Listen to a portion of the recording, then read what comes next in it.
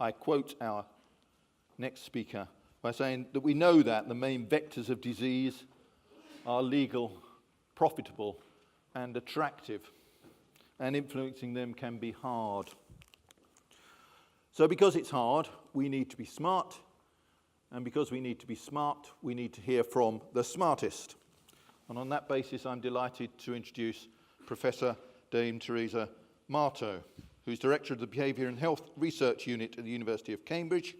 She's a psychologist by training. She's now amongst the UK's foremost thinkers on conscious and non-conscious decision-making.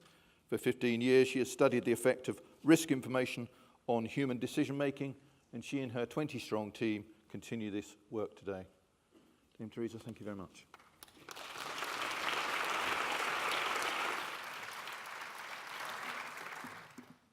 Thank you very much indeed for that introduction from our DMOB happy chair of PHE.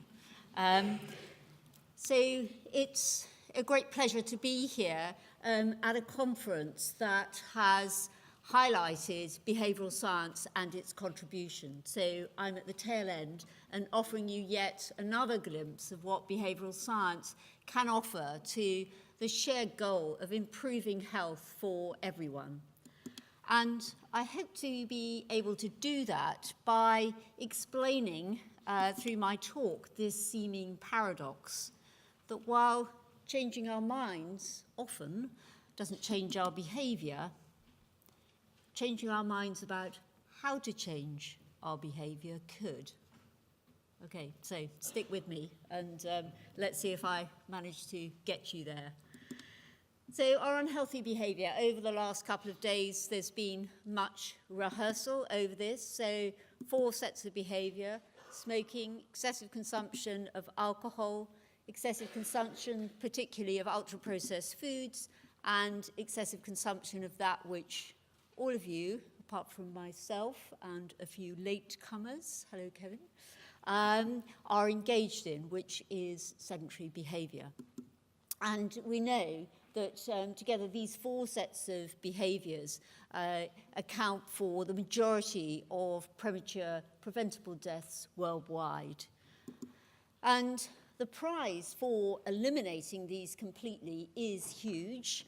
75% of diabetes and cardiovascular disease and 40% of cancers. And importantly, because these behaviours are socially patterned, it's estimated that the gap in life expectancy, a number of years lived in good health between the rich and the poor, would be cut by a half. To put this into an English context, again, these are figures that you will have heard over the last couple of days. Something to be cheered, the low rates of smoking across the population at 15%, an all-time low since the 1950s. But as we know, that masks a gap in these rates between the richest and the poorest, which are probably seen most in smoking in pregnancy. 11% of women still smoke throughout pregnancy, as low as 2% in Wokingham, market town in Berkshire, and as high as 28% in Blackpool. So we've still got a way to go. Drinking at harmful levels, amongst those who drink, it's around 60% of the population. Around 25% are estimated to drink at levels that are above the CMO's low-risk guidelines. And as you will have, some of you will have seen, publication of a report today, we are third out of 53 of European countries, and the third is not a good place to be. It's much better to be at the bottom, because that is a table of obesity rates. We're third only to Turkey and Malta. So overweight and obesity, and this is an unusually high level of physical inactivity, and you can get a lower level if you rely on self-reported behaviour.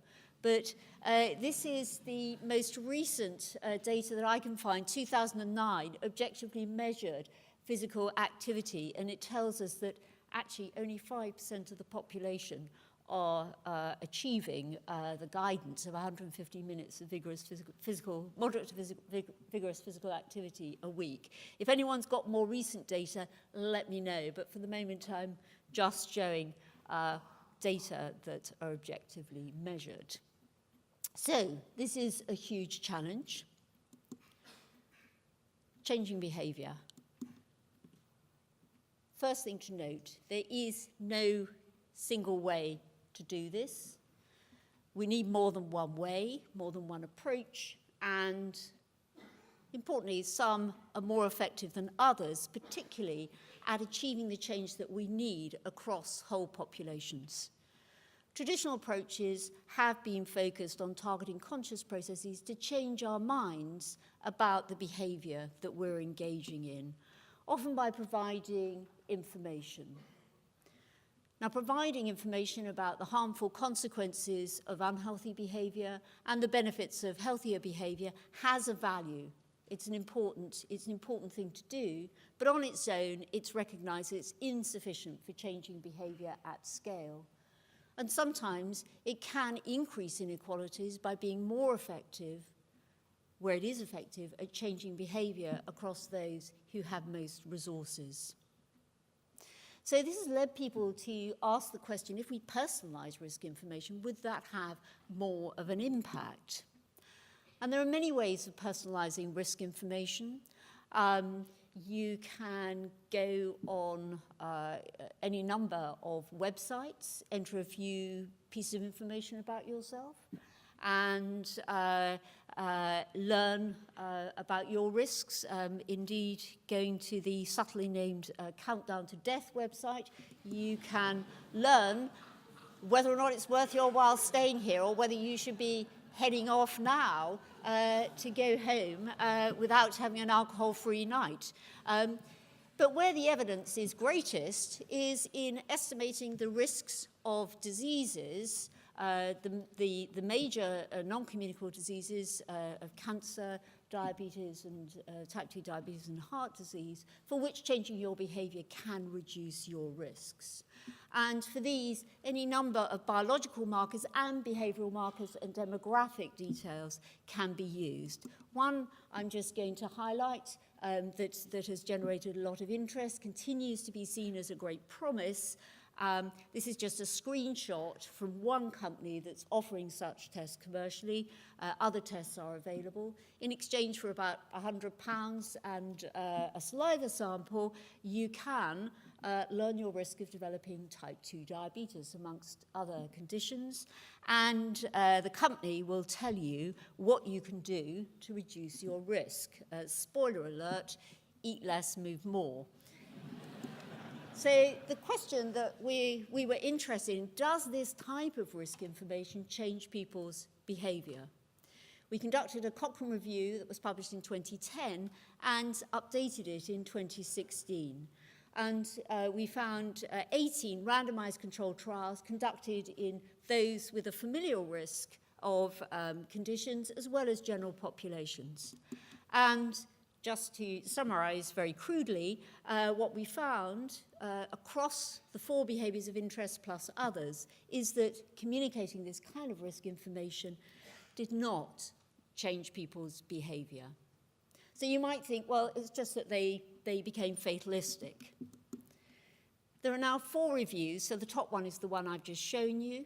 There have been 2 reviews from colleagues of mine in Cambridge, which have focused on different diseases. So for cardiovascular disease, looking at any biomarker, cancer, any biomarker, and finally, a review looking at any disease and any biomarker. So from those 4 reviews, we see little or no behaviour change. So what's going on? I think the answer is in this picture. It's not that we're not sensitive to information. We're exquisitely sensitive to it. You just need to look at the right-hand side. When the information is about an immediate threat, particularly one that's incompatible with seeing yourself to the end of the day, then people will respond. But generally, we're talking about threats that are some way in the future, They're not completely determined. They are compatible with life, albeit with a lower quality of life. So in short, very often the perception of the threat isn't great enough to mobilize us into changing our behavior. It's not to say that some people don't, but on average they aren't from the reviews. But importantly, even where people are motivated, our environments have a much stronger effect on our behavior than many of us would like to believe.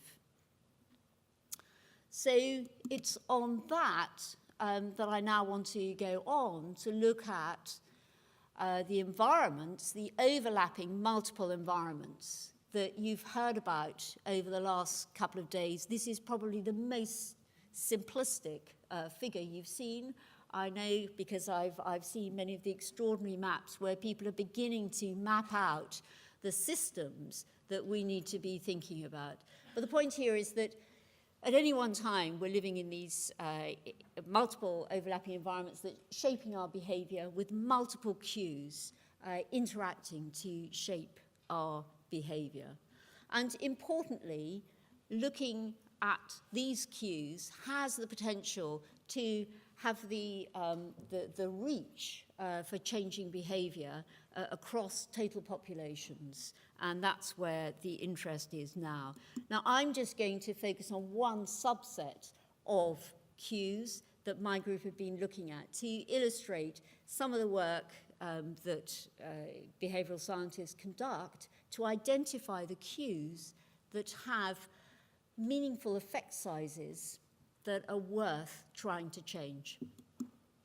So we've been looking at cues in physical environments, as I say, in immediate physical environments, variously termed nudges or choice architecture. I won't go through all of them, but the four that are listed here relate to properties of objects or stimuli, very technical terms, that affect, and this typology is just looking at consumption of tobacco, alcohol, and food, as well as the placement of these objects in our environments. And we've been taking a systematic approach and started to synthesize some of the evidence. Now, I'm just going to talk about one of these cues to give you an example of the kind of evidence that's generated. So, size, no surprise, stuff has been getting bigger. And as you can see along the bottom here, along with the food getting bigger, so have the people. But the question is, how much of an effect does size have on how much we consume, or rather how much we overconsume? So we set out to look at this in a systematic literature review to ask the question what the impact of different sizes of portions, package, or tableware in relation to the three products that are harming our health. And the first important finding was, where is the evidence? And what we found was that nearly all the evidence is in food, and at the time that this review was published in 2015, there were no studies in the public domain in relation to alcohol and how size of glasses, serving sizes, bottles, or cans might affect consumption. Groups, my own group, group in Bristol and group in Liverpool are now beginning to fill that space, and we know that this does have significant effects on consumption. So, to food, I don't expect you to read that. That's just to say that there were a lot of studies that went into this particular analysis, looking at the impact of size on food consumption. And the bottom line is, some might say this is, the science of the bleeding obvious, but the larger the portion, package, or tableware, the more people eat. And importantly, the effect was found regardless of weight and gender. And we tried to translate that into a meaningful effect. So a heroic assumption that if we make sizes smaller on all occasions that people encounter food, then this would reduce the energy consumption in UK adults by a meaningful amount, so up to 279 calories a day. So how do we change, what do we change in our environments? How do we change it? We published a companion piece on looking at the policy options, which suggested cues in different environments. So, for instance, in the economic environment, looking at proportionate pricing, it's invariably cheaper to buy the bigger things. But we also noted in this that the majority of the studies, 2/3 of them, were conducted in laboratories. So what happens in real-world settings? And we've just completed one pilot study, what we called a field study, in which we reduced the portion sizes, as you can see on the right-hand side, of 4 sets of foods that were offered in these worksite cafeterias: main meals, side dishes, desserts, and cakes. And importantly, we were able to reduce the price accordingly. So it was price neutral. It was just the size that changed. And what's shown here is that the change, it's just showing the change in the calories or the energy that was purchased after the introduction of the reduced portion size using a step wedge design. And you can see that overall there was a reduction of just shy of 9% in the purchasing of the energy, and that was a p-value of 0.08. So missed statistical significance. But importantly, you can see a variation across sites. So that highlights the importance of context. And in part, that was about how much the sites, how many changes the sites made. But it also tells us about other variability. So it looks promising, but it's not as straightforward as just doing this. So more studies will be conducted in my own group as well as by others, adding other interventions to this in fully powered trials. So it looks promising. So in the last part of my talk, I want to come on to what happens once cues have been identified in any of these environments. Once we've got effect sizes, we need to change the environments, whether it's to add cues that promote healthier behaviour, or to remove those that make unhealthier behaviour more likely. And this will often, but not always, but very often, require some change to policy. And for that, minds invariably need to change. And the minds that I want to focus on are those in particular of the public, as those affect policymakers. So, looking at the top line, we all know, or ought to know, that the link between evidence and policy is neither linear nor perfect, alas. And it's been suggested that whether evidence makes it into policy depends on a whole variety of things, including the acceptability of ideas and the acceptability of ideas of the intervention to publics and policymakers. And as I say, I just want to focus in the next couple of minutes on publics. I should also say that industry are an important third other group in here, but I haven't put them in there because they become very important in terms of how they shape how policymakers and publics think about interventions. So policymakers have a range of options, and this is a very simplified view of a ladder that many of you be familiar with, that was published in the Nuffield Council report on public health and ethical issues. So I've just very simplified it, and we can think about this as a ladder going from less to more intrusive, providing information, providing services such as stop smoking services, changing defaults such as the size at which a wine glass might be offered to you, taxation on tobacco, alcohol, sugar, restricting choice, such as where people might engage in behaviour, such as banning smoking in certain public places, or eliminating choice of product completely. And the evidence tells us that the public find interventions at the lower end very, very acceptable. They're very happy for services to be provided and information to be given, but when you get towards the top, they're far less happy. Now, when we think about the effectiveness of these different interventions for changing behaviour across populations, and this is very, very crude, it tends to go the other way round. That's not to say that providing services isn't effective, but when we're thinking about shifting behaviour across populations, it's generally the interventions in the environment that are going to have the effect. So a question we wanted to answer was whether it's possible to realign more closely acceptability in publics with the evidence on effectiveness. And we noted that there was a strong correlation between how acceptable people found interventions and the perceived effectiveness. We conducted a systematic review, and we looked not just at health, but any experiments that have been conducted in which people were given or shown evidence of effectiveness for a policy. And we found 36 experiments, and they covered, I think, 20 were in health, mainly to do with obesity, 9 related to environment, and 7 were other. And you can tell the provenance, gun control and education were a couple of the ones that came through. And what we found was that when people, as you can see here, were given or shown evidence of the effectiveness for a policy, then there was an effect such that their support for the policy increased. And it increased by around 4%. Now, some people think that's a small amount.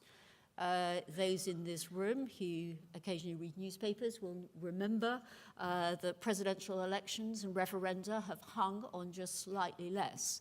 So not trivial, but this is evidence conducted in laboratories, and this information, these messages will compete in the real world. And the messages that they'll be competing with in the real world are those that the industries that have something to lose from effective policies that will reduce consumption of these products.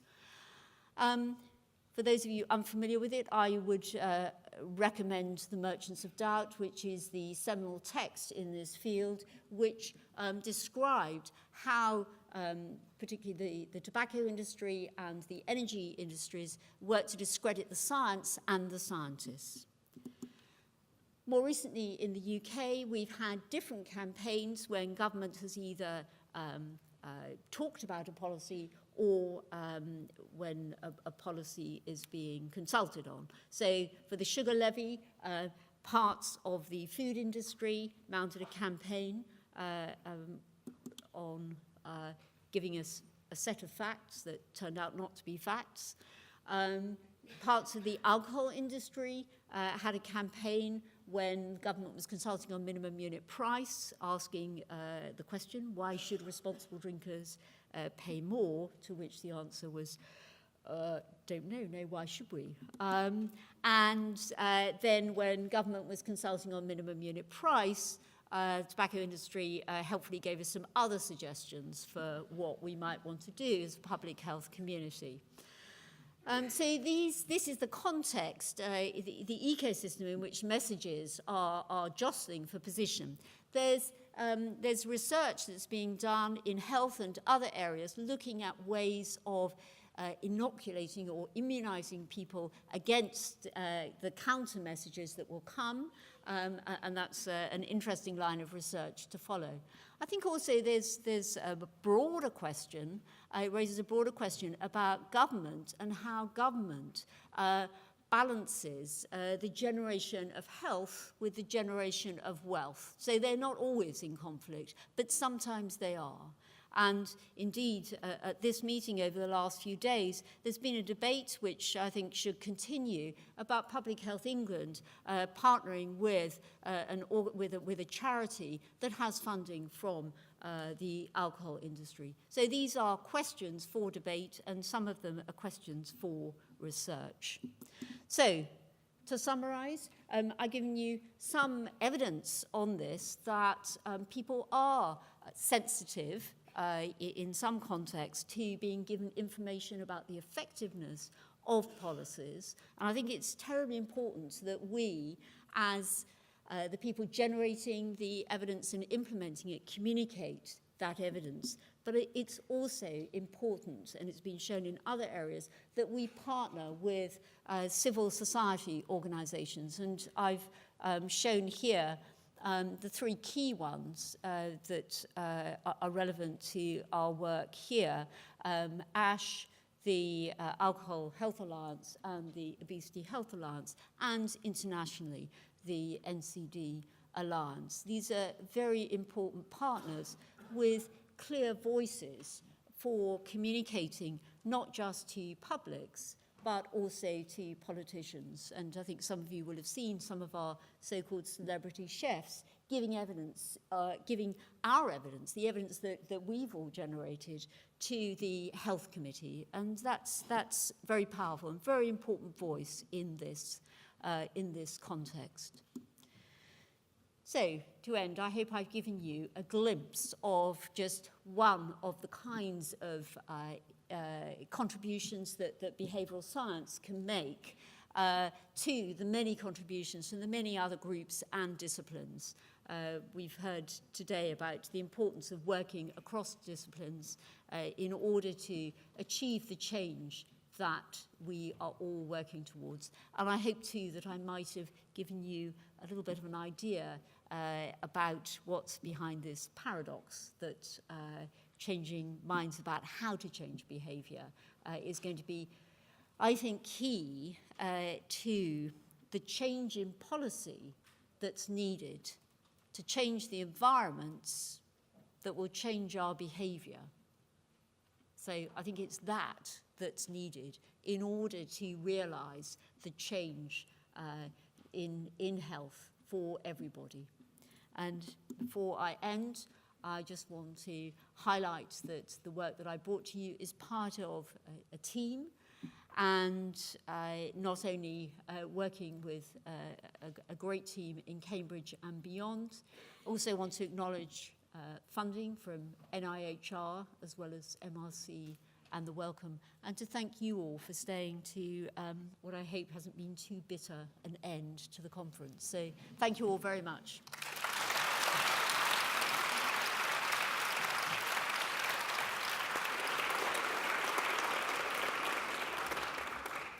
Now, Duncan Selby's going to come on and close the conference in about 7 minutes. We are going to finish tight on 4, so if you can stay, please do. We've got time for 2 or 3 questions at the front, and then we're going to go to gentlemen on the end of the back row. Paul? Thank you, Theresa. I'm at the front here, Paul Costa, Medical Director. Thank you for a really stimulating talk. You made the point that evidence doesn't directly lead to policy. And then that one of the ways of making it more publicly acceptable is to give the evidence to the public. But you mentioned 1 or 2 other things. I wondered if you could unpack what else it is we need to do, because for years we gave evidence on smoking to the public. It still didn't manage to lead us to policy change. And there are other things, aren't there, that we have to do to try and make the policy change acceptable to the public, which can then lead to political action. I just wonder what other things you think we should be doing. Sorry, it sounded like you had the answer to that question. No, I don't have the answer. I just wondered if only I did. But you talked a little bit about some of the organisations that that you were working with and so on. I just wondered if you had any more hints for us as to where we might focus. Well, I think this moves into political science, and I think it's an under-theorised and under-evidence-based area. And one recent systematic review that I read talked about, the key theme was political will, and looking at what the forces are that shape that, and how the public is thinking about things. The public appetite is incredibly important in that. So I think I'm not saying any more than that. And it's complex, as we all know. And I think that one of the things that's very important for those of us who are generating evidence is that some of you might be familiar with the Overton window. So we continue generating the evidence, and the window shifts as to when that evidence will be picked up. I was disappointed, as I think some others might have been in this audience, not to have been able to ask the Minister this morning any questions. That was disappointment number one. And disappointment number two was not to be able to ask him a question about alcohol policy. I mean, the government in England doesn't have an alcohol policy. The current government doesn't have an alcohol policy. So what's that about? Well, yeah. Andrew Dougal, Chair of the Public Health Agency for Northern Ireland. Could I ask, thank you for a spellbinding presentation as always, Thank you. that, you know, have you or any of your colleagues done any work to look at differentiation in cues and behaviours of people in different socioeconomic groups in terms of lifestyle? It's a really good question, and we haven't, so I'll just talk how we've indirectly tried to do that. So in all our systematic reviews, we attempt to look at social groups as a modifier of the impact of these cues. And I think others who've done systematic reviews will attest to this, that generally the evidence isn't there. So there's an absence of evidence, and the studies aren't powered for that. In our studies, where we're doing experimental work, we will invariably recruit so that we do have those from lower socioeconomic groups. I think the other thing to think about for inequalities is the environments, that very often what you've got is a social patterning of environments, as well as a social patterning, if you like, crudely, of what's inside people's heads. And I think that this has been shown very well with looking at fast food environments. We know that there are many more cues towards unhealthier behaviour in areas of high deprivation. And so that is where our focus has been. Yeah, but thanks for your question. More, which is my colleague up there. Thank you. Hi, I'm Gail Brindley from the University of East London. I just think that was fantastic, because you're giving us the sort of really well-researched evidence that individual behaviour change approaches do not work. Now, a lot of people have suspected this from a range of evidence over a number of years, but it seems to me, as public health specialists and as public health organisations, you know, we're not hearing this message. Why are we still wasting so much energy? And I could list off a whole of things: making every contact count, change for life, plus. Why are we wasting so much of our limited resources, and I mean people and money, in these individual personalised or non-personalised behaviour change strategies? And I just say, for the second thing, that your point at the end about civic engagement, I think, is so powerful. If we just think back to 2003, in the lead up to the smoking legislation in public places or workplaces, a large part of that was changing public perceptions and public acceptance of that as an important policy. I know a lot across a whole range of regions, including London, we had the big smoke debate that not only changed public opinion, but also then changed political opinion, who were very worried about nanny state plus. Thank you very much. Why are we still doing the things that we know do not work? Passionately expressed. Let's get an answer. So I want to caveat what you said, because I might have... individual level approaches can work, not for shifting behaviour across populations. So I just want to be very clear about that. So we've got good evidence on stop smoking services. We've got good evidence on commercial weight loss programs for those who are already overweight or obese. But if we're talking about prevention, then that is not going to cut the mustard when you can see that it's the vast majority of the population we're reaching. So thank you for your comment. Very good. We've run out of time, as we have in so many sessions. That's a great sign that we're all engaged. Can I ask Duncan Selby to come join us? And I'm sure he'll lead our thanks to Professor Marto and close the conference. Thank you very much. Thank you. Thank you. I'm tired. Actually, we could go on for days, couldn't we? We need to work in the real world, and that real world means that we need to have the research, we need the evidence, we also need the consent of the people, and that's at the individual level and at the population level. The fact that we need all of it, and we need to keep going and to make progress. We have got so much to be proud of, obviously so much to do. Do people remember Hill Street Blues? Okay, go home, keep safe, travel well. Be safe out there. Good night, everyone. Thank you.